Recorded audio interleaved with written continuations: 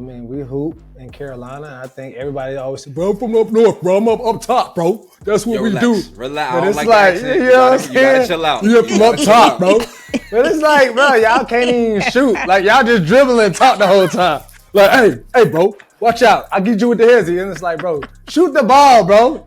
Dang, y'all got rec centers. Y'all got community rec centers. We outside hooping on concrete and glass. They got more commentary than game. Oh, yeah, you real disrespectful. You real disrespectful.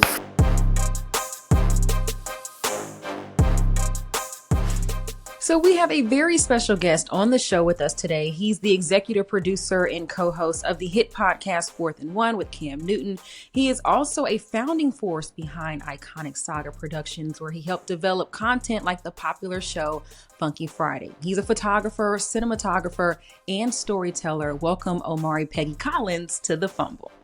Man, thank you all for having me on the Fumble. I'm super happy to be here and excited to get in this interview with both of you all. So thank you for having me. All right, well, we always got to start things out a little hot, bruh. You an Eagle, I'm an Aggie. Normally that means we going to have our banter. We going to go back and forth. I'm not going to do that. Yeah, what I'm going to ask you, though, is how did going to an HBCU prepare you for a life in the world of entertainment? Man, that's a good question. So just like my background, I have a family filled of HBCU graduates. My first pick was Winston-Salem State University. My brother, he went there. My cousins went there. And I was just going there for them.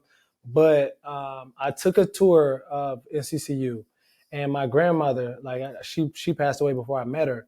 But I took a tour and she went there to NCCU. I didn't know much about it. Never been to Durham before. I'm like, what is Durham? Like, I ain't never, I'm talking about Bull City. What is that? So it's like when I finally went, man, it just felt like home. Literally, like it sounded like a movie. But when I got out the car and I started walking, I'm like, this is it.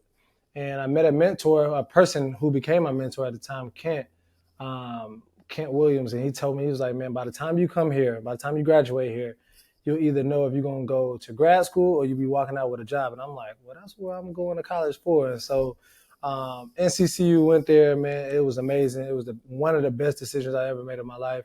Ended up being Mr. NCCU. And then my career within entertainment started there. Started a show called Eagle Access, the first campus web series. And I started in front of the camera. I was like, man, I don't want to shoot. I don't want to edit. Just grab me, give me the mic. Everybody get out my way. Let me just rock out. And my mentor, Chi Brown, the one that taught me how to shoot, he was like, man, you got to know how to do every part of the business. So in case somebody don't show up, somebody quit, whatever, the show doesn't stop. And so I challenged myself to learn everything. And, man, it kicked off from there. So going to a HBCU is like the foundational piece that has propelled me to be who I am and the place that I'm at right now in life. I always say if you can navigate that financial aid office at the top of a semester, hey, man, you got the ultimate patience. You dig what I'm saying? Hey. But that financial aid line is long and it is moving slow, okay? Slowly. But bring you a snack, clear your schedule, and make a new friend in that line because you ain't going nowhere fast. What? I don't know nothing about that. I'm sorry. She went to Auburn. Yeah, she don't know. Oh, yeah, she's up there. Yeah, they do their financial aid online, make an appointment. Get in, get out. Yeah, they probably come exactly. Did you get your financial aid? Yeah. They hawking you down.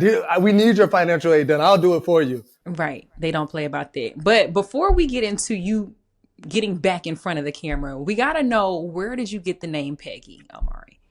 So Peggy, man, oh my goodness. We talked about this briefly, but so Peggy literally came from Cam. So Cam Newton, he creates names for everybody that's around him. So your mama might give you a name, but if you are like close to him, like he gives you names from teammates to people that he worked with to friends and family members. So Peggy pretty much came. So he's like my legs. He said my legs are skinny like peg legs. You know what I'm saying? And so, man, I was like, bro, you hating on my legs, bro?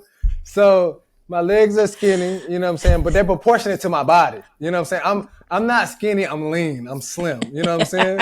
You know what I'm saying? So that's what it is. And so it's really, I think I might be the first person with that with a first name, last name to it.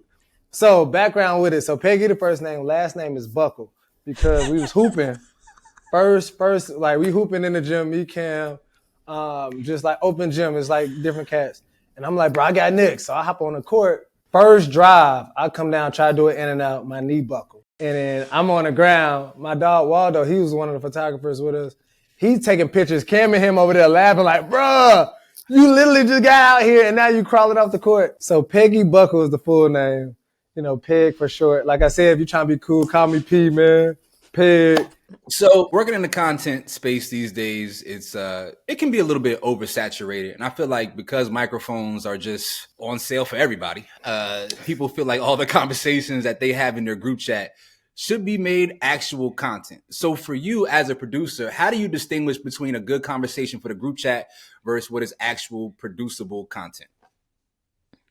Man, that's tough, right? And so you can't fall in love with the group chat conversations because a lot of times, you know, you having conversations in the chat. You like, bro, I know if the world heard this, bro, it's gonna hit. And it's like, no, they don't. And it's in the group chat for a reason, right? And so you got to first think about the brand, you know. And so as a producer, I have to think about not only myself, but the team. I have to think about Cam. Where do you want to go as a person and a personality? I got to think about where I want to go as a person and personality.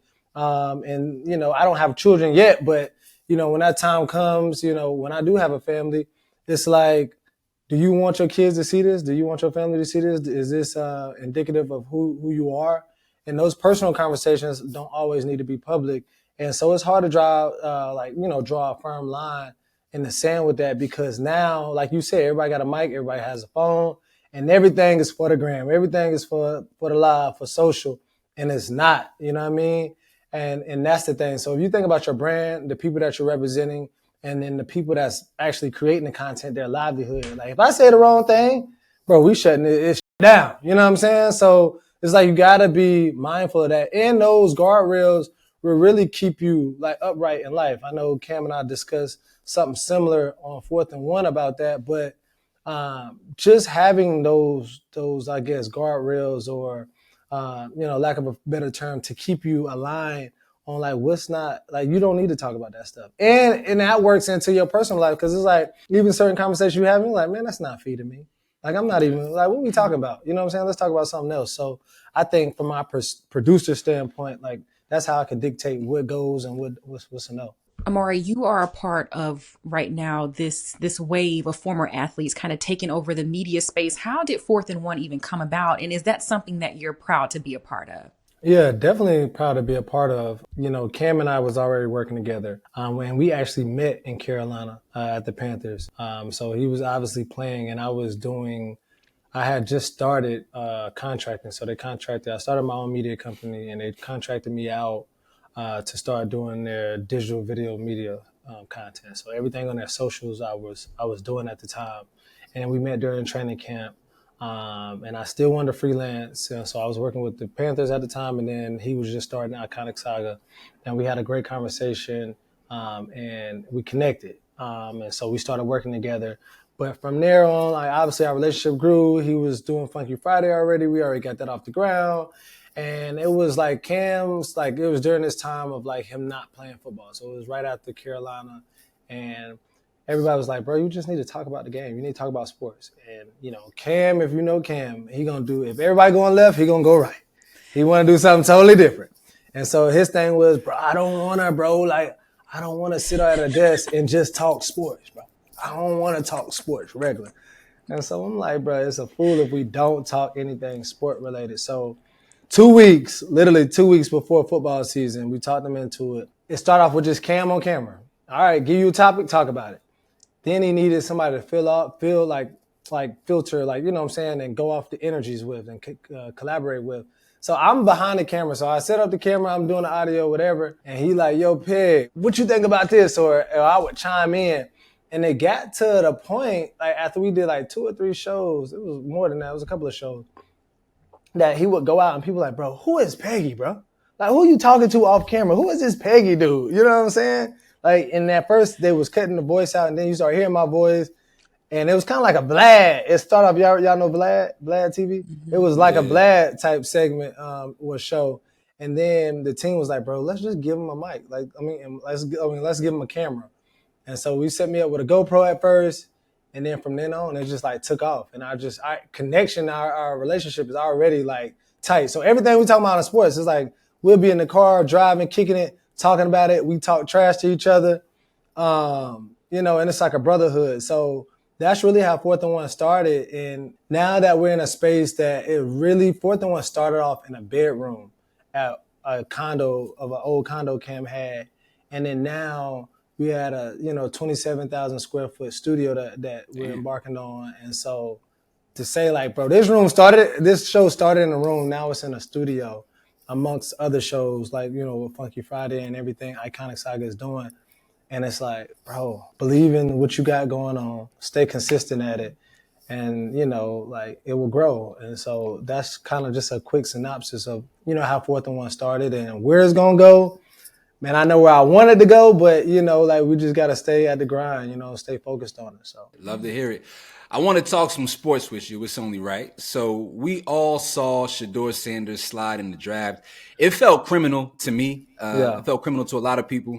But now that the dust has settled and we take a look at the quarterback room of the Cleveland Browns, what do you think about the fit and the opportunity that exists for him there? I think the fit is good. At first, I was like, when he got drafted by the Browns, I'm like, you know, I would have preferred like a New York, even the Raiders to draft him. But I think the Browns is good. There's no proven starter.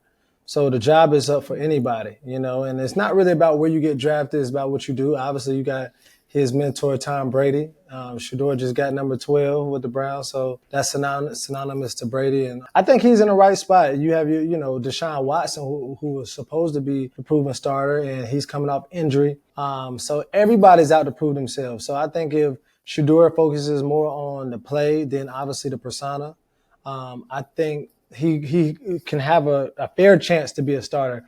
And I think even with this quarterback room, even in the media, if Shedeur comes out as the starter in Cleveland, it will really show that nothing is given to you. You know what I'm saying? Like you really got it out the mud, got it off the ground, off the muscle, and you really battled and competed. So now by the time the season starts or whenever he might start in the season, he went through the gauntlet. You know what I'm saying? It's just like, all right, here you go, Shedeur. No, it's like, bro, I done had to study. I had to show and prove day in and day out. And it's not even one person I'm competing with. I'm like, I told Ken, we was even talking about on 4th&1, it's kind of like the Spider-Man meme. It's like, who the real one? Like, who the starter? It's like, we don't know who's going to come out with it. So, and you're not battling with just rookies.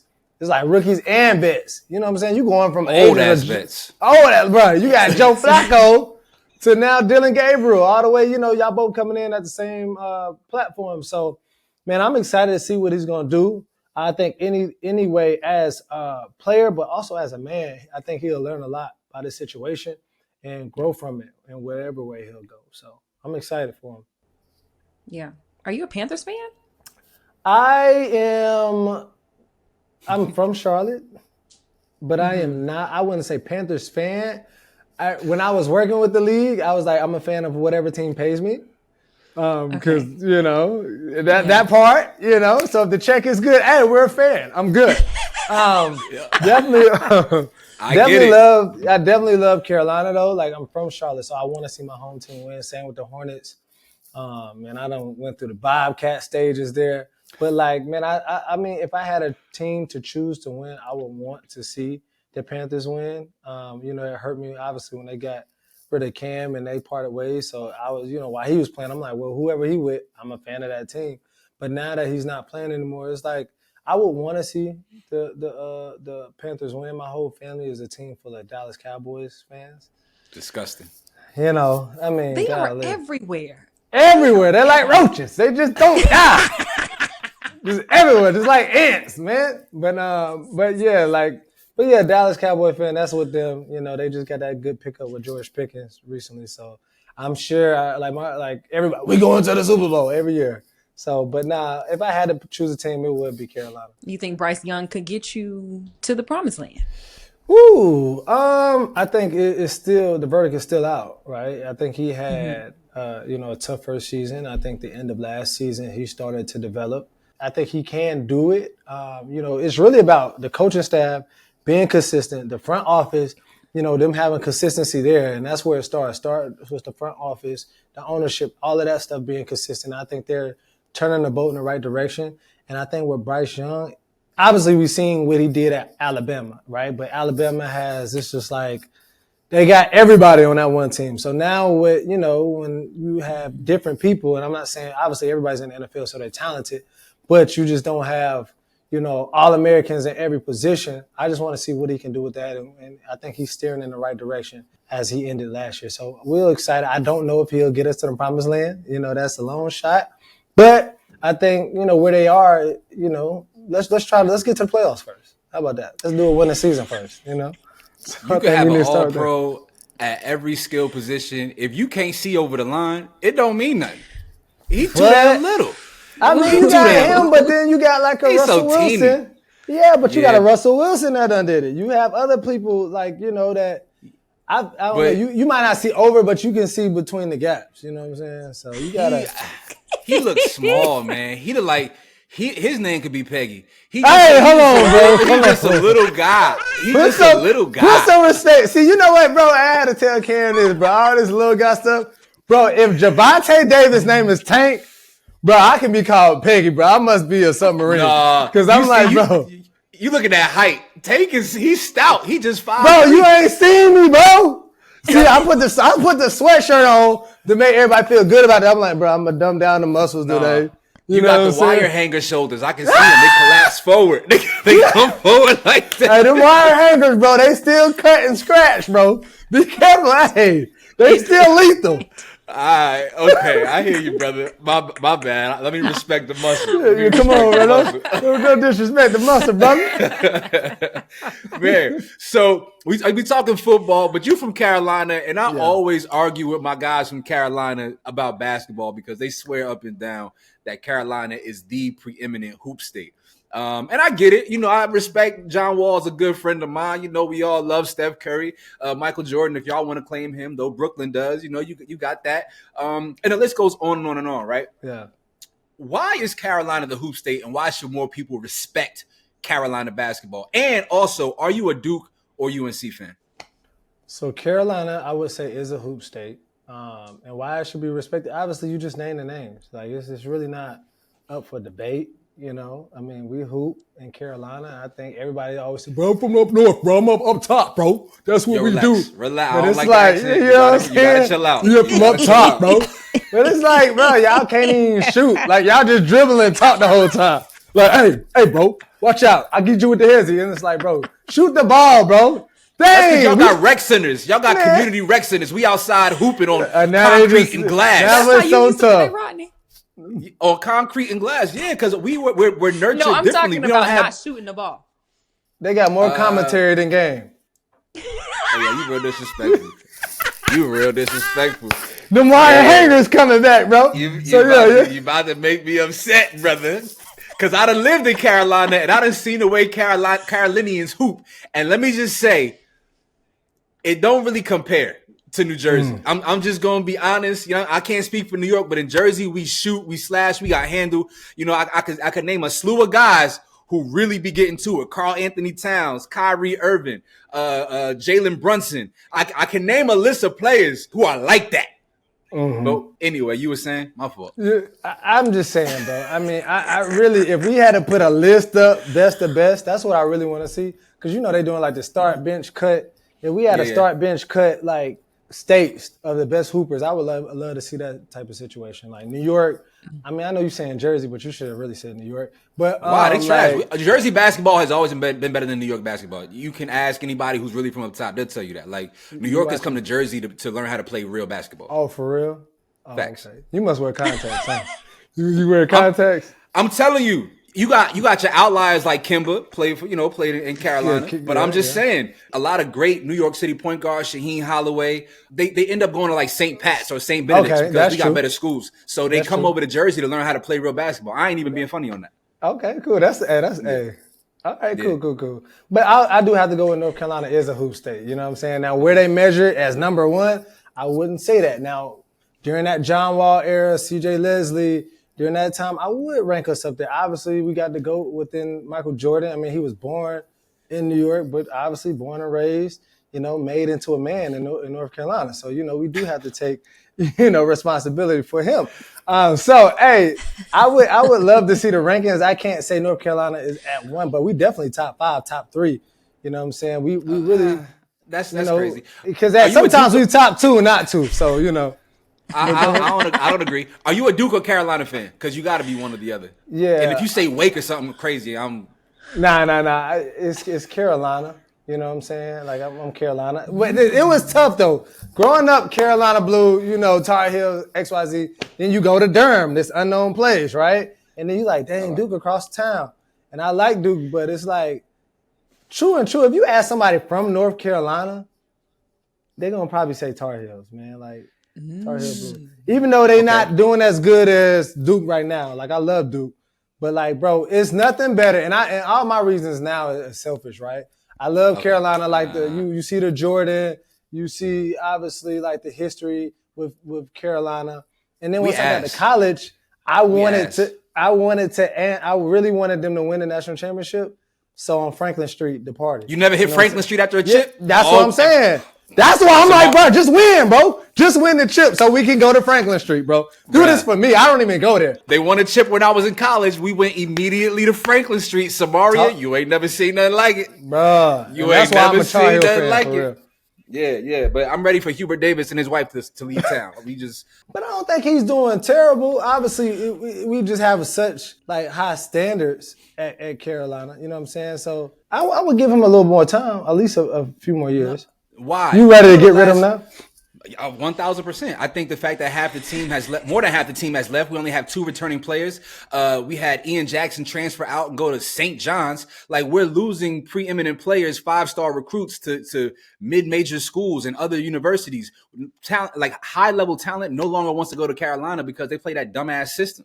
And I think that Hubert Davis is just a terrible in-game coach. His strategy is often awful. And the only reason he's had success any year is because he had old-ass teams. I think Carolina is a dumpster fire, and I cannot wait for him to go. I'm over seeing him on the sideline. So who would you want there, like in Carolina? So I despise the notion that we have to stay inside of the Carolina family tree in order to find the next Carolina coach. Nah, I don't like that part. You're right. I hate that. So for me, I would love Shaka Smart in Carolina. Shaka Smart, I feel like the reason why he struggled in Texas is because he was outside of his recruiting radius, right? He's a DMV Northeastern guy. He went all the way to Texas. That's outside of his recruiting zone. You know, he's at Marquette now having a top 25 team annually. But if you give him the backing of Carolina, you put that Jordan logo on a Shaka Smart-led team, I think you get real hoopers deciding to play in Chapel Hill. Okay, I can see that. That's a good call. Before we go, though, I am curious, who does y'all's artwork on 4th and 1? Because it's hilarious. Oh, so we have an amazing team. So we have David Martin. He is one of our editors. So a lot of the social stuff you see. Jim, he's one of our editors too for the long form. I think we just have a great team. Brendan Cole, he's one of the producers there. And I just think we have a good nucleus, you know. And I'm just not even just shout out just 4th and 1, but also Funky Friday with Richard and John Pierre and, you know, Kristen Myers being the EP on there. And Cam have his hands in a little bit of certain stuff. But I think as a whole, as Iconic Saga, like we have a great team.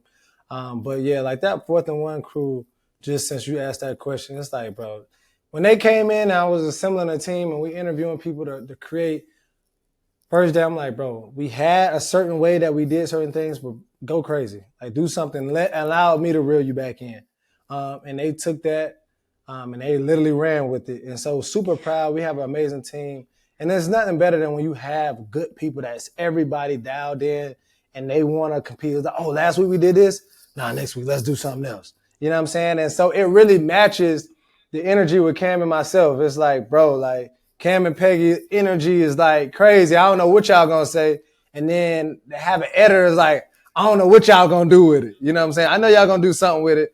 And it's like coming back and like we could be sitting there, me and Cam will see the videos and we'll be cracking up. You know what I'm saying? And they'll send us a draft and it's like, bro, what are you thinking? Like, how did you come up with this? And so, man, we do have an unbelievable team at Iconic Saga. So. Hey, before we get out of here, if an alien came to Earth, right, and wanted to understand fashion, how would you explain to them Cam Newton style? I would tell them, y'all must be from the same place, okay? And so, I mean, because Cam style, I can't really it's Cam. You know what I'm saying? His style is the same way as he types, his own way. Like he really brands himself.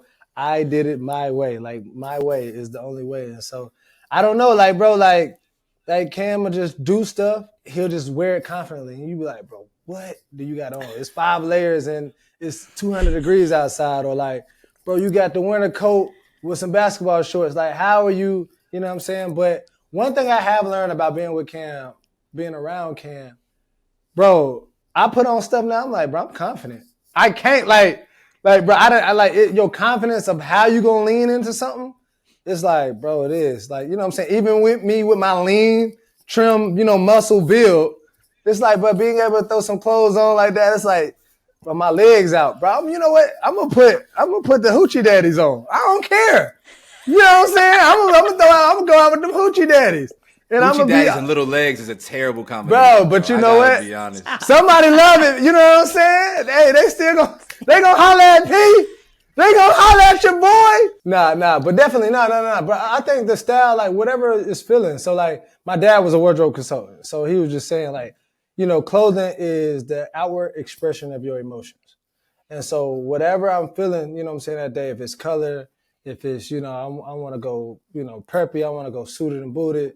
I just want to go, I don't know, like tee in some jeans, whatever. Like, I feel like confident in doing that. Cause it's like when you look to your right and you see a person with a jersey, a dress shirt popped up with a bow tie, cheetah print pants, and some Chelsea top boots hat. in the summer, and a top hat with it cut out.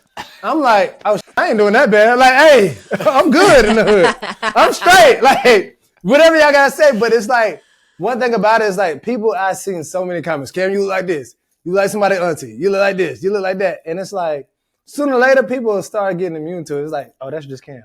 And the thing is, it's like, dang, it's like, well, you right. This is just me. I got the skinny legs, bro. And that's what I'm rocking. I'm rocking with, the hoochie daddies. No matter what Rodney gotta say. You know what I'm saying? No disrespect, King. No disrespect. That is no disrespect, King. Yo, y'all crazy, boy. Y'all wild. Man, this is fun, man. Yeah. We appreciate having you, man. Man, man. The energy is amazing. I love the Fumble, man. Thank y'all for having me on.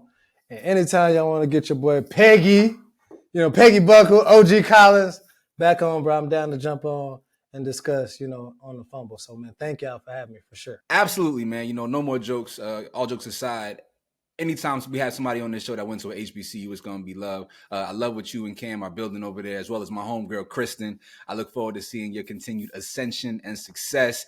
And everybody out there, let us know what you think about 4th and 1. And Omari saying that Carolina is okay under the control of one Hubert Davis.